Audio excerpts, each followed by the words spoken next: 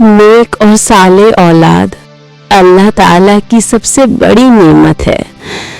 जब औलाद नहीं होती तो इंसान रातों को जाग जाग कर दुआएं करता है, अल्लाह के हजूर गिड़गिड़ाता है कि या रब मुझे भी ये नेमत अता फरमा। मगर अफसोस जब वही नेमत मिल जाती है तो हम उसकी कदर भूल जाते हैं।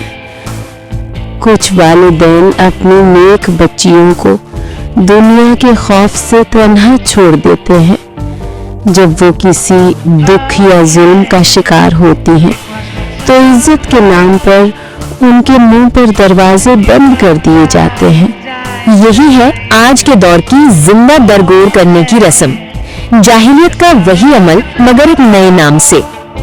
कुछ वालिदैन मामूली बातों पर अपनी बेटियों को तलाक दिलवाते हैं, हालांकि शर्म तलाक हुई ही नहीं होती और वो बच्चियां तन्हा उम्र गुजार देती हैं। ये अमल सरासर खिलाफे शरीयत है और सख्त गुनाह है। जिंदा दफन करना सिर्फ मिट्टी में नहीं होता, कभी कभी वालिदैन की गफलत भी औलाद को जिंदा दफन कर देती है।